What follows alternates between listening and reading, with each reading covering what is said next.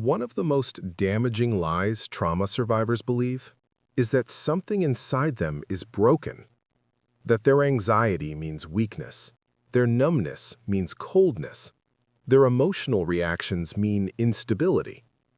But what if the opposite is true?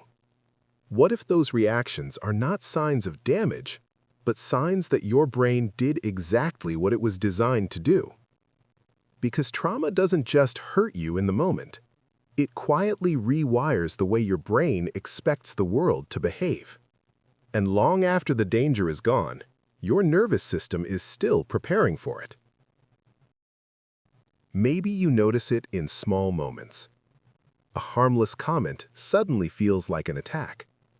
Someone raises their voice slightly, and your chest tightens. Your mind starts racing, scanning the room, preparing for conflict that hasn't even happened. Or the opposite happens.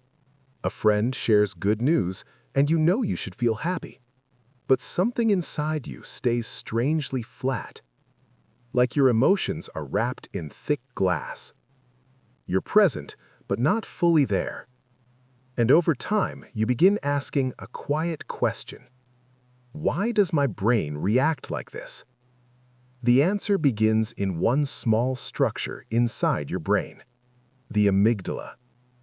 Its job is simple: detect danger and activate survival.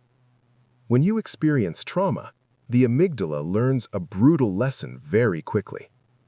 The world is unpredictable, and unpredictable environments require constant monitoring. So the amygdala becomes hyper-alert. It starts scanning tone of voice, facial expressions, body language. Not occasionally, but constantly. Your brain is not trying to relax. It is trying to prevent the next threat. At the same time, another part of your brain struggles to keep up.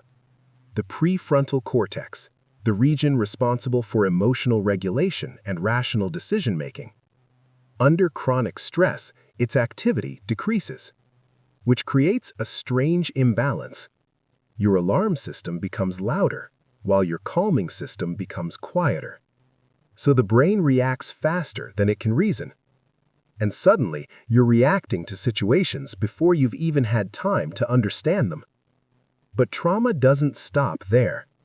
It also affects how memories are stored.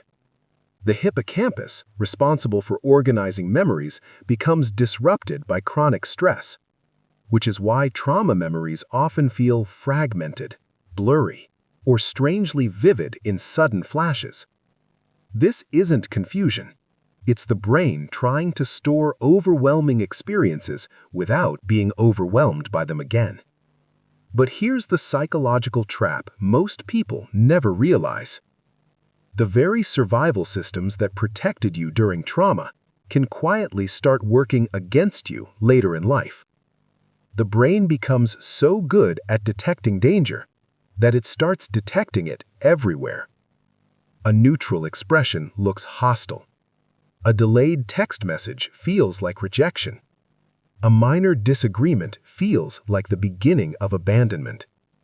And slowly, without realizing it, you begin organizing your life around avoiding emotional threats that may not even exist anymore.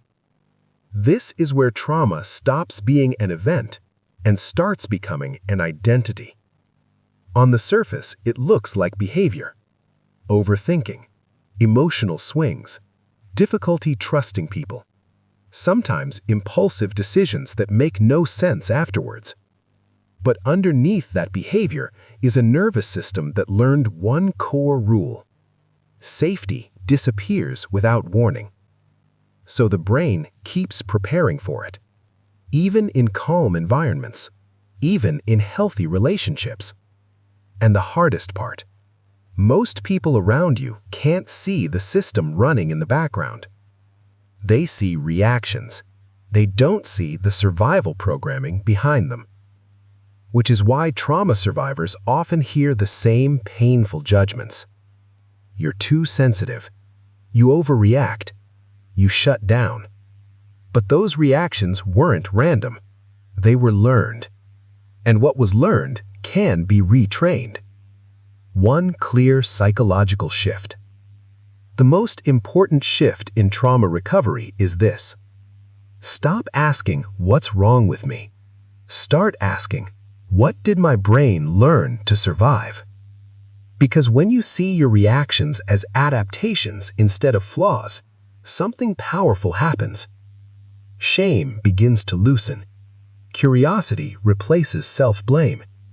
And the brain slowly learns a new rule. The danger is not happening anymore. Safety can exist again. Trauma doesn't just change how the brain detects danger. It also changes something even more subtle: how we attach to other people. Because the way someone learned to survive emotional pain often determines the way they love. And sometimes those patterns are even harder to recognize than the trauma itself. Thank you for watching until the end. Please subscribe for more content and future uploads. We deliver interesting psychologies and neuroscience facts in a compact format. Have a nice day. We will see you in the next episode.